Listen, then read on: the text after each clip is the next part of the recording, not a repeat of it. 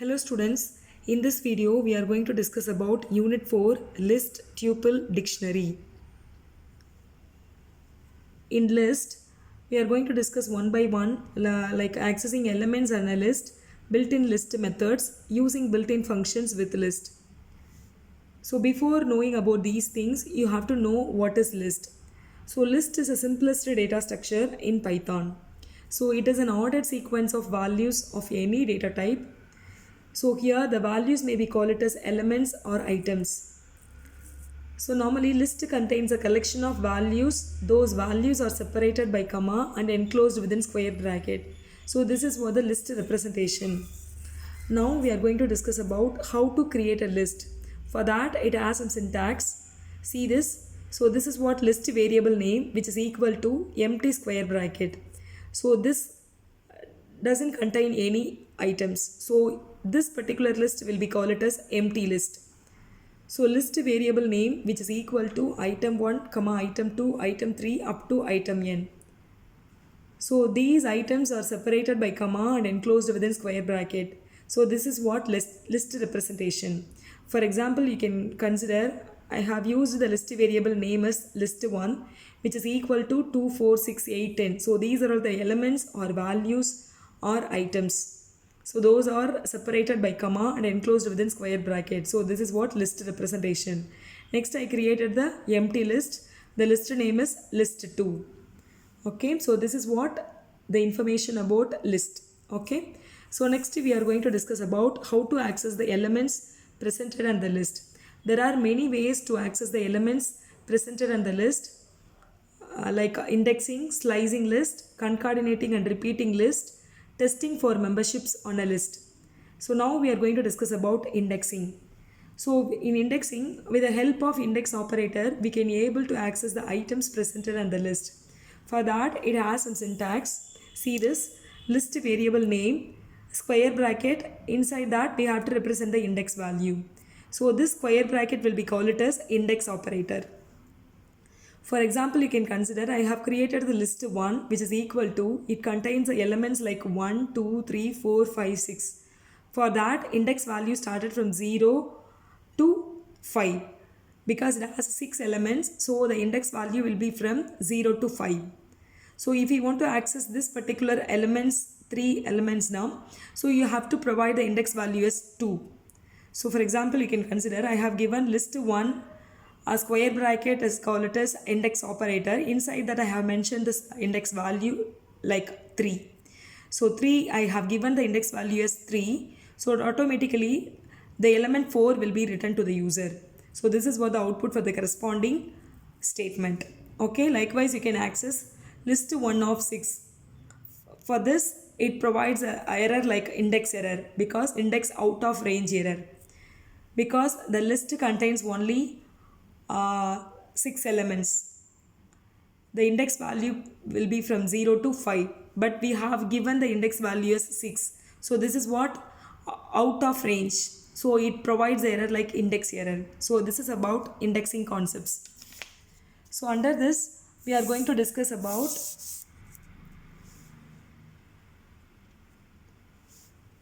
see this. So this is what another example. I have given like a list variable name is first year, which is equal to English, Maths, Python. So it has 3 elements. So I am going to access the first index value. So for English, index value is 0. For this Maths, Maths is 1. For Python, index value is 2. So I have given the index value is 1. So automatically it displays the message like Maths. So this is what the output for the corresponding statements. Likewise, here I have used nested indexing, that is first year of 1 of 3. So I have used 2 index operator. So this is what indexing, nested indexing concept. Okay, so first year of 1 of 3. So it means that the first index value is 1. So automatically it refers max. So under this we are going to apply one more indexing concept, that is what nested indexing. Indexing is on indexing, so that will be called it as nested indexing. 1 of 3. So here again you have to provide the index value for ms 0, 1, 2, 3. So automatically it returns a character as h. So this is what nested indexing. See this. So nested list. It is a list of objects where the elements in the list can be the list themselves. It is possible to access the nested list by using nested indexing. See this? So this is what I created, the nested list. Nested list which is equal to keyboard 8.5 6. Again I have given one more list. So this is what nesting list. So nested list of 0. So it displays output like keyboard. So next nested list of 3. So this is what 0, 1, 2, 3. This is what the first 3 index value 3. It refers the sublist. So here you are going to access the index value as 3. So 0, 1, 2, 3. So automatically it returns the output as 4. So this is about indexing, nested indexing. So next we are going to discuss about negative indexing. So normally the last item for the index, the last item index value is -1. Likewise it goes on. Second to the last item is -2 and so on. Consider this list. My list which is equal to 1, 2, 4, 8, 10, 11, 14, 15. So these are all the items presented in this corresponding list, my list. So now I am going to access my list of -2. So automatically it refers the second to the last item. So 14 will be returned to the user. So -4. So this is -1, -2, -3, -4. 10 will be returned to the user. So this is about indexing concept. Next we are going to discuss about slicing list. So slicing is used to access a range of elements on the list. With the help of slicing operator, you can able to access the range of elements presented in the list. So this is what the syntax. List name of index operator. Inside that we have to specify the starting position as well as ending position -1. This is colon slicing operator. Okay, consider this as example. I created the my list. So then I'm giving the starting position value as 1 colon ending position 6. So automatically 6 minus 1 5. So the index value from 1 to 5 that will be displayed as a sublist. Okay. So index value 1 that is 4. Index value 2, 3, 4, 5. So up to 12 it displays output. Okay. So this is what the output for the corresponding statement. So this is about slicing list. So next we are going to discuss about concatenating and repeating a list. So for concatenation as well as repetition, it has operator like concatenation operator, that is plus operator, which is used to combine or concatenate two or more lists.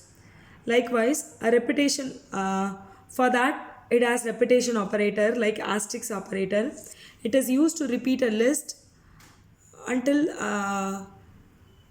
for that we have to specify the number. It specifies like how many number of items the list needs to be repeated. So for that also it has syntax, I'll tell you. So for concatenation, it has concatenation operator, that is plus sign. For repetition operator, it has asterisk. Okay. Consider this as example. I created list 1 as well as list 2. Next I am using concatenation operator. I am combining list 1 as well as list 2. So this is for the skeleton, list 1 plus list 2. So it combines the elements presented in the both list. Okay, so automatically it returns a result like x, y, z, 5, 10, 15. So this is what a combined list. So next we are going to use a repetition operator. So here this is what the syntax. First of all you have to represent the list variable name, asterisk repetition operator. Then you have to specify how many number of times the list needs to be repeated. So here I given 2. I have considered the first list, list 1, asterisk 2. So this items has been repeated 2 times. So this is what the output for the corresponding statement. So this is about concatenating and repeating a list. So next we are going to discuss about testing for membership on a list. So for this it has membership operators which can be helpful. So the membership operators are in as well as not in. So normally this membership operator is used to attest whether the object is stored on the list or not. If it has, it returns like a true result.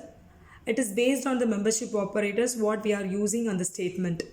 So it has 2 types of membership operators, in as well as not in. So Python normally returns either true or false after evaluating the expression. Consider this example. I created the list like my numbers.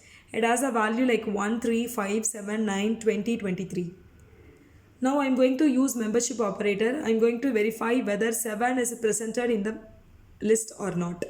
So for that I have used the membership operator in. So 7 is an element in my numbers.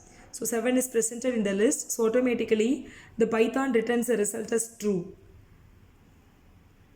Likewise, I am going to verify whether 9 is not presented in the list. So for that I am using the membership operator like not in. 9 not in my numbers. It will verify the my numbers list. So 9 is presented. So automatically, but we are checking whether 9 not in my numbers. So it returns false result because 9 is presented in the list. So this is about testing for membership on a list. So this is about how to access the elements presented in the list. In the next video, I will discuss about the built-in functions with list. Thank you all.